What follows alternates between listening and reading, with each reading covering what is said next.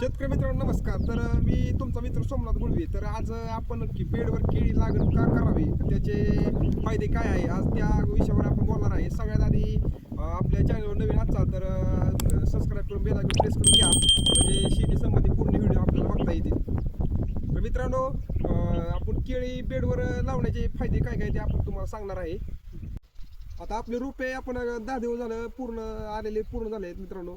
आपण आता 2 दिवसात आपण ते लावून घेणार आहे आणि त्यामुळे आपण बेडचं नियोजन केलं आहे. तुम्ही अशा प्रकारे तुम्ही बेड बघू शकता. आपल्याला दोन्ही बेडमधलं अंतर, दोन्ही सरीतलं अंतर 7 फूट ठेवायचं आहे मित्रांनो, आणि दोन्ही रोपातलं अंतर एक 5 फूट ठेवायचं आहे. फक्त बेडवरच केळी नियोजन का करा. आपण हे बेड अंतर केळी पिकात मित्रांनो दोन्ही ओळीतले अंतर चांगल्या पद्धतीने तुम्ही अशा पद्धतीने ठेवू शकता. त्यामुळे तुम्हाला चांगल्या पद्धतीने भविष्यात चांगला रिझल्ट मिळू शकतो. रोपांत तुम्हाला सांगितलं तर रोपात अंतर किती ठेवायचं, ओळीचं अंतर कसं घ्यायचं, त्या पद्धतीने तुम्ही घेऊ शकता मित्रांनो. आता ही बेडचं अंतर तुम्ही कमी ठेवलं तर तुम्हाला तिथं खूपच प्रॉब्लेम येणार आहे. त्यामुळे मित्रांनो, या बेडचं अंतर तुम्ही एक 3 फुटापर्यंत तुम्ही घेऊ शकता. कारण बेडची रुंदी 2.5-3 फूट असावी. कारण आपण बेडची रुंदी या पद्धतीने ठेवली तर जेणेकरून आपल्या मुळांना पसरण्याचं जागा मिळते आणि ठिबकच्या साह्याने पाणी पण चांगले बसते. आणि बेडची उंची मित्रांनो तुम्ही 6 इंच 10 इंच किंवा 1 फुटापर्यंत तुम्ही ठेवू शकता. बेडवर केळी लागण केली तर तुमच्या केळीची मुळी किती पण पाऊस झाला तरी कधीच बंद पडणार नाही. त्यामुळे मित्रांनो, केळी बेडवरच लावा, कारण बेडवर बरेच फायदे आहेत मित्रांनो. त्यामुळं तुम्ही केळी बेडवर बिनधास्त लावू शकता. आपल्या केळीची मुळी अजिबात बंद पडणार नाही. त्यामुळं बेडचं तुम्ही नियोजन चांगल्या पद्धतीने करा आणि 1 फूट ते 10 इंचापर्यंत तुम्ही बेडची उंची ठेवा. एक चांगल्यापर्यंत तुम्हाला एक रिझल्ट भेटू शकतो मित्रांनो. आपण बेडवर केळी असेल तर आपण दोन्ही साईड ठिबक टाकून घ्यायचे आपल्याला, आणि जास्त रोपा शेजारी ठिबक टाकून घ्यायचं नाही. असे 3 फुटाच्या कोपऱ्यामध्ये टाकून घ्यायचे ठिबक, कारण जास्त करून पाणी आपल्या रोपापाशी झाले नाही पाहिजे.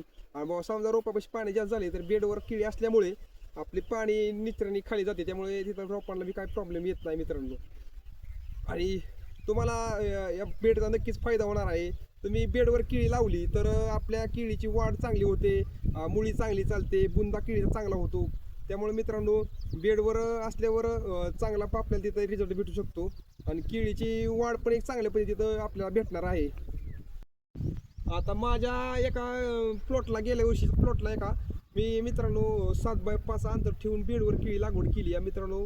ती बेडवर केळी लागवड मित्रांनो, त्याला मी त्या लागलेला मी शेणखत टाकून घेतलं होते. मधोमध शेणखत टाकून मधोमध मी बेड सोडून घेतली, बरोबर ते शेणखत मधोमध बेडचे आले. त्यामुळे मित्रांनो, मी परत केळीला 2 बेस डोस त्या प्लॉटला केलते, रिंग डोस पद्धतीने केले होते. पण परत त्यानंतर मी मित्रांनो केळीची बांधणीच केली नाही, पॉवर टिलर पण घातला नाही, काहीच नाही. फक्त मी 1-2 रिंग डोस केले. त्याला मी आज 2 वर्ष झालं मी खोडवा सुद्धा मी बांधला नाही, पूर्ण रिंग डोसनीच दिला आहे मी. चांगल्या पद्धतीने मला गेल्या वर्षी लागणे चांगल्या पद्धतीने मित्रांनो ॲव्हरेज भेटले आहे मला लागणीला. तुम्हाला सांगतो, एक 1.5 एकरात 52 टन मला चांगल्या पद्धतीने मी केळी न बांधता मला ॲव्हरेज पडले. त्यामुळे मित्रांनो, बेडवर तुम्ही केळी नियोजन करा, एक 100% तुम्हाला फायदा होणार आहे. त्यामुळे मित्रांनो, बेडवर केळी डोळे दाखवून तुम्ही 100% लावा, तुम्हाला फायदाच होणार. बेडवर केळी लावली तर मित्रांनो आपल्याला चांगल्या पद्धतीने फायदा असा होणार आहे की मित्रांनो, आपली केळीची मुळी बंदच पडणार नाही. मी एक सांगतो, माझा स्वतःचा अनुभव आहे मित्रांनो. त्यामुळे तुम्ही केळीची मुळीवर चांगलं आपल्याला तिथं खर्च होणार नाही. केळीची मुळी बंद झाली तर मित्रांनो आपल्याला तिथं मायक्रो सोडा लागतंय, होमिक सोडा लागतंय. तिथं मित्रांनो 50% तुमचा त्याचा खर्च वाचू शकतो. त्यामुळे बेडचं नियोजन करा. बेडची लांबी चांगली ठेवा, 3 फुटापर्यंत आपली लांबी पाहिजे बेडची. त्यामुळे मित्रांनो, आता आपण पॉवर टिलर साया, मोठ्या ट्रॅक्टर सायाने आपण बेड सोडून घेतले. तर आता हे मध्ये राहिलेले वगळं आपण बांधण्याच्या टायमाला ती पॉवर टिलर सायाने आपण ती माती चांगली केळीच्या बुडाला आपली थाप राहणार आहे. त्यामुळे ही पॉवर टिलर सायाने आपण ती त्या टायमाला आपण बांधून घातल्यावर ही मधला पट्टा मोकळा होणार आहे.